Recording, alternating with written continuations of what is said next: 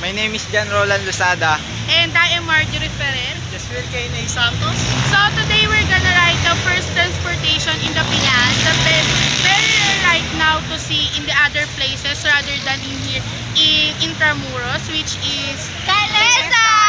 And we have Mr. Ray right there. Hi, Mr. To Ray, be the our- postman in Intramuros. Welcome to Intramuros. Come on. Come on! So now we are riding in the Calesa na. Okay. So, Kuya Ray, Kuya where is the first destination? My first destination is Casa Manila. Wow! Very Casa! good. Casa! Casa Manila. Going to Casa, Old, Spanish house. so based on Kuya Ray, Casa Manila is the first Spanish house. Yes, it's the first Spanish house. Yeah. You can see the old furniture of the Spanish living in the Casa Manila. Casa Manila means a house. This house yan. Casa Manila. House in Tagalog is bahay. Yes. Ito na yun? Ito na Ito po. yung Casa Manila. Wait na yun na game. Wait lang. Ayan, papasok tayo doon. Picture lang po kayo. So the Casa Manila is a copy of an 1850s San Nicolas house that was once located in Cali Habaneros. It was constructed by Imelda Marcos during the 1980s and modeled on Spanish colonial architecture. Hi again, guys. So, we're going to the, second. So our second next stop is Wall City. Wall City. So what is Pere, what is Wall City? Yeah. Wall City, you know, Wall City, during the Spanish time, outside the wall is Manila Bay. Manila Bay, so that wall is protection for the water, protection for the fire, so that's why you cannot go inside the water here inside. okay. Around the Wall City. So by the way, this one is San Ignacio Church. San Ignacio Church, the three Filipino priests execution by Spanish, Father Burgos, Gomez, and Zamora. Now is under reconstruction as one of the three of the oldest church, San Ignacio Church. And the left side is Ateneo de Manila. Ateneo de Manila, our national hero, Dr. Cersal, study here. Wow. Wow. So Okay, let's go. I aren't you think, gonna ask any question to Kuya Ray? Yes. Wala masabi. just real any question. Any Wala question? idea what we're doing. The original Wall City, and the other one is only imitation only. You mean the That's the original shortest wall. one? Wall City, they call the Adobe. University, Adamson University. Adamson?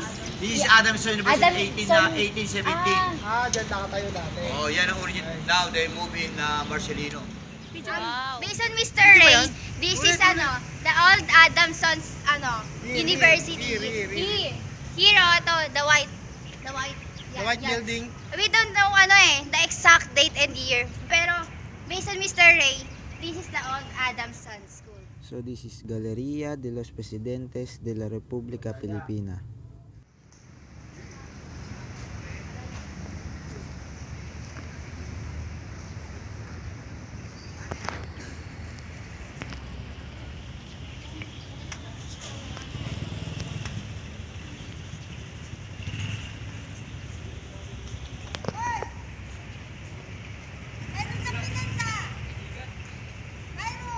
What is the next The stop, next Mr. stop, it's Baluarte, San Diego. There's a torture chamber during the Spanish time.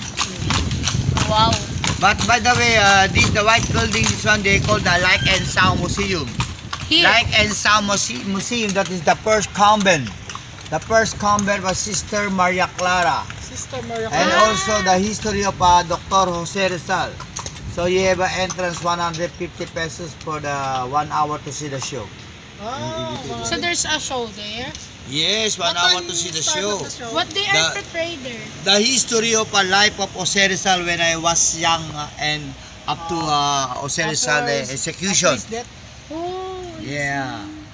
And the left side is before is also the so Kuya Ray, I bet when we enter there, we're gonna know more about Jose Rizal. yeah 1 hour show. The history of Dr. Jose Rizal and Sister Maria Clara. Sister Maria Clara is the girlfriend of Dr. Jose Rizal. So she was the one The one- pursued by Mr. Celsa. Yeah. So, our next stop, And the left side is a government school, only talented student only. The name of the school is Pamantasan Lungsod ng Maynila. PLM. PLM. PLM. where the only allowed to enter was the one who have a great mind nor genius. The name of the venue is a Baluarte San Diego Ah, Garden. ito pala. So they use only for the Baluarte. wedding and debut. So that's the Baluarte torture de chamber. San Diego Yeah. Garden. So that's San the torture Diego chamber. Garden. Oh, During the Spanish time, there's a torture chamber. So, based on Mr. Ray, San Diego Gardens, during Spanish time, it's It's a torture chamber. torture chamber. Yes. Chamber. But now it was... Now it's a wedding garden for function. Oh, okay. Wedding or debut. Functional area. So that is the original garden during the Spanish time. That's original garden. Mr. Ray, do you have any idea how much For the rent, about I think about 30,000. About 4 hours only. 4 hours. Only for the venue and only for the 6,000. How much? 6 hours? 6 hours? How much for the rent? Sir? 44,000 about 4 hours. How many hours? 6 hours. Thank you, That's Mr. only the venue, wedding and debut. So, base Any occasion. Mr. Garlitos, Hello. 44,000 for 6 hours if you rented the garden. Oh, Thank you, thank you. really expensive. Thank you po. Very Thank you, expensive. Mr. No, it's not expensive because it look like elegant. Yeah. No, for me it Gusto rin doesn't talaga. expensive at all because Because now you say It it's was- expensive because you are a student. yeah.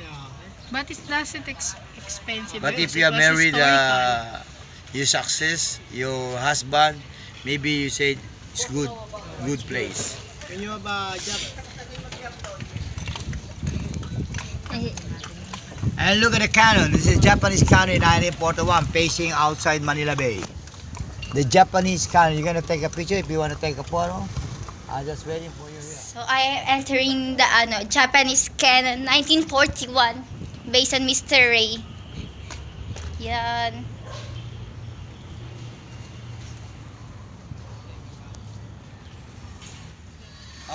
The name of the wall is the Muralla. Muralla is a Spanish name. Muralla is means a wall city. Wall city about 64 hectares around the world. Any secret of Intramuros that you Secret, could share to us? secret we have a tunnel. They Where? call tunnel. Tunnel under the ground. From Port Santiago, we have a tunnel go from here to going to the Rizal Park. So that's why Dr. Rosel said before execution, the Jose Rizal walking in the tunnel. Because a lot of Filipino are shouting. You say, hi, hey, don't shout our hero. So that's why Dr. Jose Rizal walking in the underground. Oh, Also, Bagong Bayan also here inside Intramuros. And they move outside, now they call the second name Luneta. Now Rizal Park. okay. Bagong Bayan. So, based Mr. Ray, the new name of Bagong Bayan is Luneta Park. Yeah. Luneta Park. Luneta, now Rizal Park. Where was very well known as Couples Park because when you go in Luneta, There's a lot guys, of there's a lot of couples loving-loving there. Oh yeah, there's a many loving. Making love, making love. Oh, I know! Do you know the meaning of making love? Yes. No. You know, It's They're hiding themselves to make their hurting themselves. romance themselves. To make partner. Okay. So, can you say something about Luneta Park? My feeling is so great. So great. Yeah, I learned more about history. You learn a lot. Yes, the nice. That is the first Chinatown in the Philippines. Yeah, So, this is the Chinatown in the Philippines Yeah, during in the Spanish time. 1500 That's the Chinatown when the Japanese time in 1941. That's the old jail. Oh, the old jail. I So see. this Chinatown is the old jail in the Philippines. Oh. Now food court.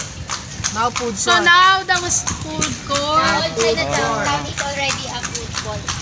Yeah, the old Chinatown right now was already a food court. Back then, it was a torture jail or a jail during the Spanish or Spanish. Spanish. during the Spanish. Spanish time. Okay. So in the Japanese time, this is the old jail. So when the Japanese time, it was a old jail. In Tagalog, Bartolina nor torture jail in English.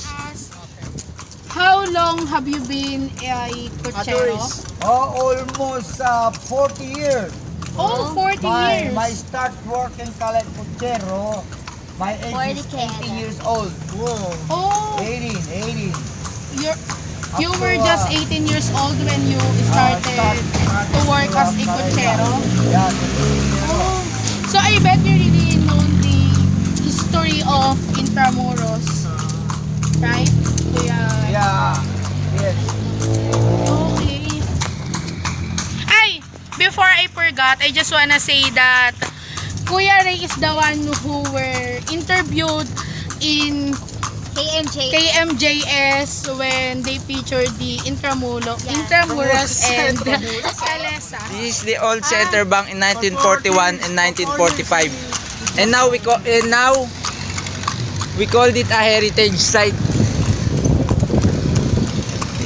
I bet all of the places that we've been was a heritage site because back then it was really a, something that people go through. For example, the jail.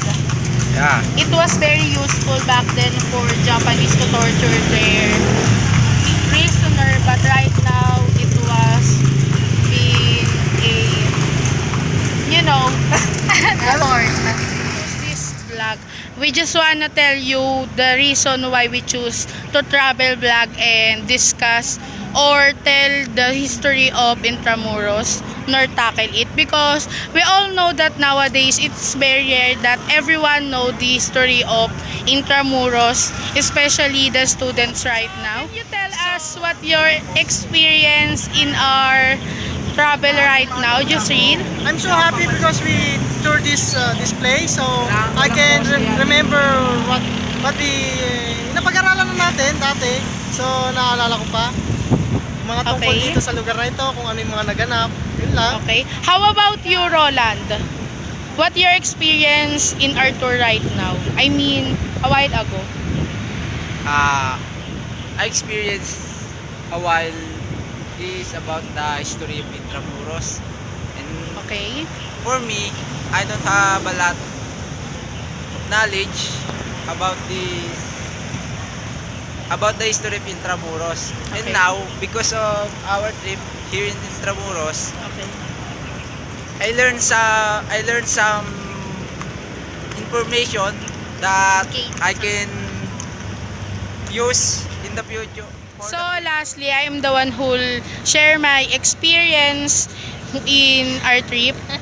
Well, for me, it is very informative because, as I said a while ago, not everyone knows the history of Intramuros, and now that we've been in this trip, we already gained so much information about our history. For example, the Japanese torture. We hope you did too, and we also hope that you gain information in this vlog. Yes. So, thank you for watching, guys. Again, thank you for watching.